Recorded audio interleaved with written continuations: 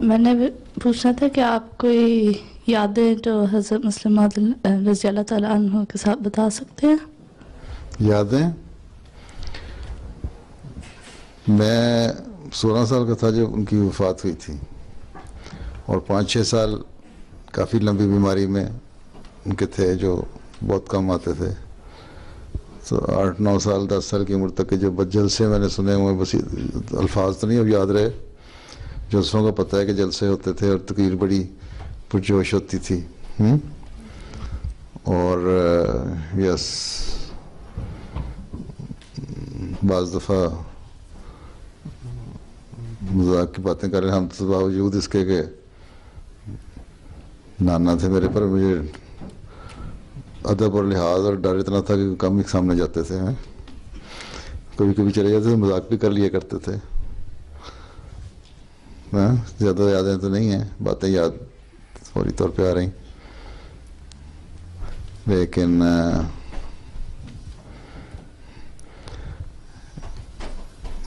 और अदब लिहाज से इतना था। एक वाक़या मैं बता देता हूँ। मसलन मेरे दादा हज़रत मिर्ज़ा शरीफ अहमद साहब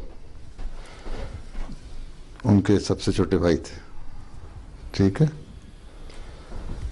एक दफ़ा उन्होंने मुझे कहा, मैं कुछ 9 साल का था, शायद 9 या 10 साल का, कि मुझे साथ चलो खलीफा सानी के घर मिलने जाना है।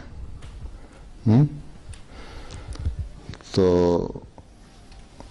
जब हम गए वहाँ कसरे खिलाफत में मिलने के लिए, तो वो ऊपर रहते थे खलीफा सानी, ऊपरली मंजिल में।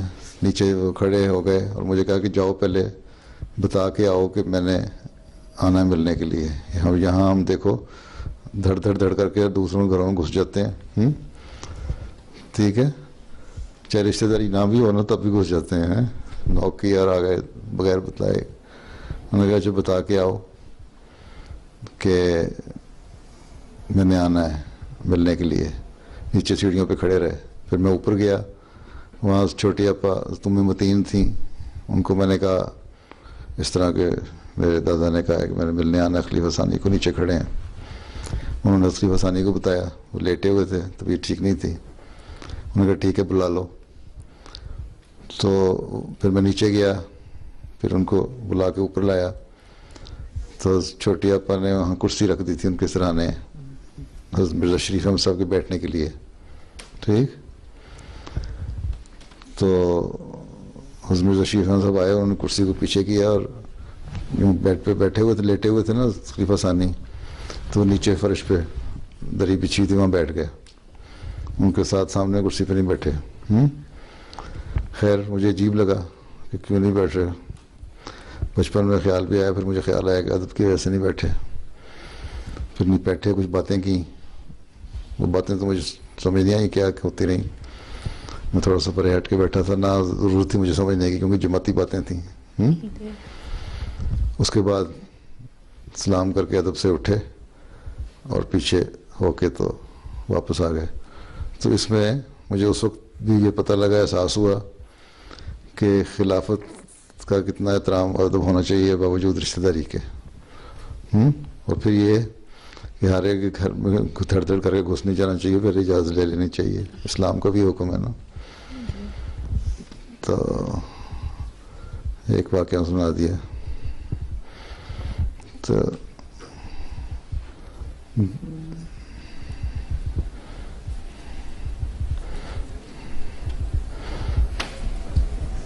मेरे से बड़ा भाई जो है ना, मेरा 3 साल बड़ा है, वो फल नहीं खाते किसी किस्म का, सिवाय अंगूर के या केले के।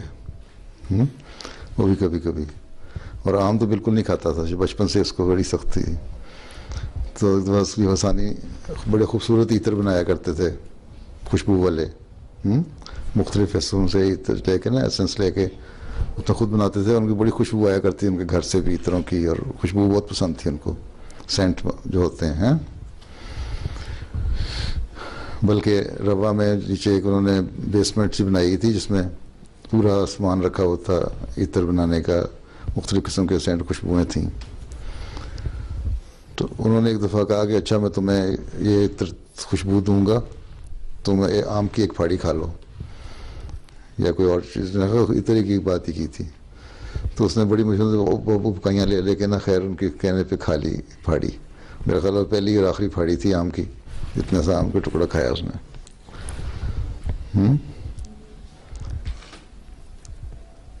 तो ईतर का मैं बताया हूँ, बात कर रहा था, तो ईतर और खुशबू सेंट की उनको इतनी पहचान थी। फ्रांस में सबसे मशहूर ईतर बनते हैं ना सेंट, सबसे परफ्यूम भी यहाँ है, बड़ा मशहूर है फ्रांस।